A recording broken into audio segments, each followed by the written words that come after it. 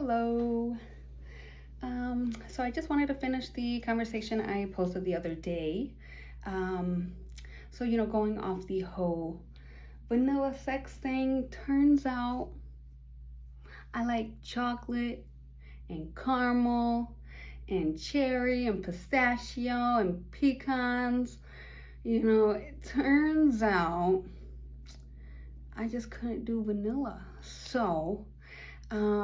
When I met someone that was a little bit more experienced in the bedroom, um, I kind of became attached to them, and it was harder to say no for certain things or make sure you had a condom. So when this started happening, the whole plan on staying vanilla and always wearing a condom and being safe, it didn't quite work out, and it got to a point where I was already sort of like in the middle of a relationship with him. So it got harder and harder the longer we knew each other, the longer we talked. It got harder and harder to actually tell him um, about my status. So, eventually it came to a point where some of the girls in my life, they were like making fun of him because they knew he was sleeping with me and they knew that I was positive.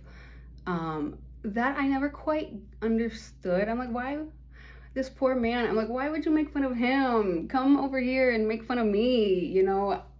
I deserve to be made fun of. Like, come make fun of me. Don't make fun of him.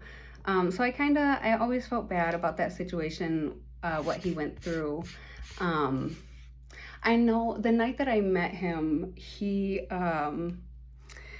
like it was crazy because I was hanging out with these girls, the same girls that were making fun of him a few years later. We were in a house and they were all in the corner dancing, and they were shaking ass, but they were pretty much just rubbing their butts on each other and bumping booty holes and doing that sort of thing. But, just doing girl stuff. But anyways, like he approached me and he started dancing with me, and probably because I was alone and it was easier to approach me. If a guy wants to talk to a girl, he's probably going to approach a girl that's alone versus a girl in a group of friends all giggling and laughing together. It's going to be easier to talk to someone that is on their own. So he started dancing with me, and by the end of the night he asked for my number. I thought that was really sweet. He came back after him and his friends left. He came back in and asked for my number in front of everyone. I thought that was super sweet. And those girls started making fun of his shoes. Like, they didn't care about the fact that I had just like made a connection, even though I barely ever dated. I thought he was cute, but whatever, that's me. They were making fun of his shoes at the very same time. Like, this is where I come from. We was living in the ghetto. At the very same time, they were heating their house with a gas stove. They were making fun of his shoes at the same time as they were heating their house with the gas stove. It was the weirdest thing ever. I'm like, I didn't really know how weird it was back then, but later on, after they put him through that situation and humiliated him, later on I got to thinking about things. I'm like, wow, they were really talking about him while they were heating their house with a gas stove.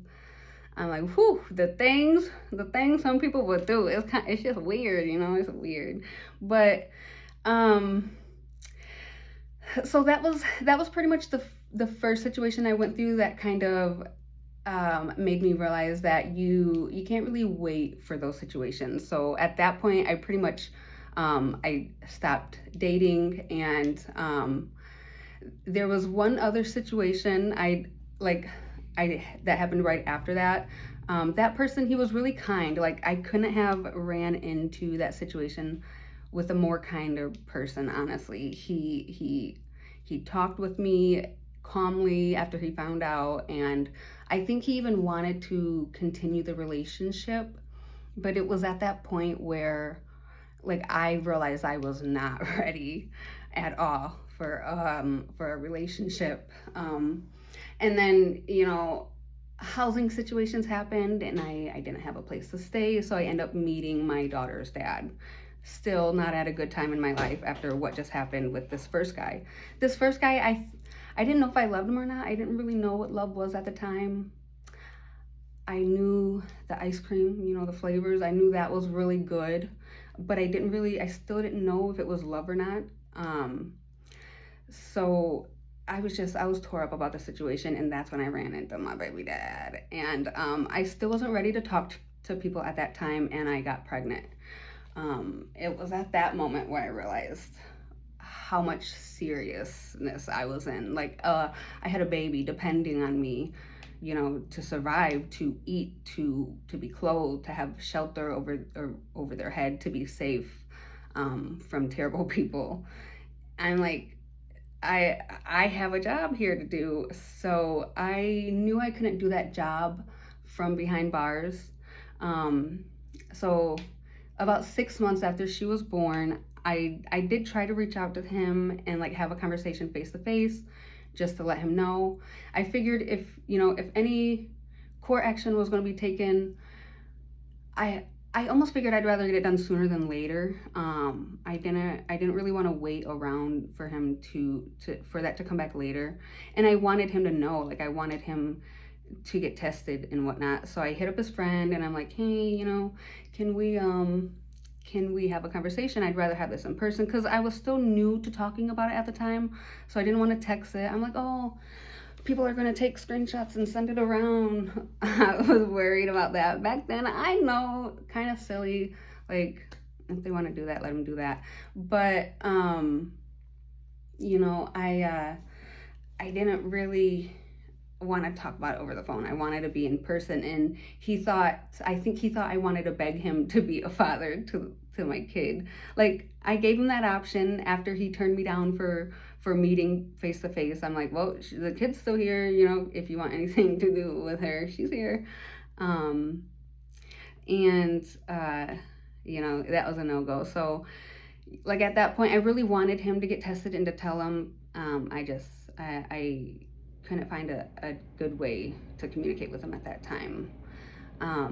When he came back into my life, when she was around 5, I did make sure to tell him, and made sure he got tested and whatnot.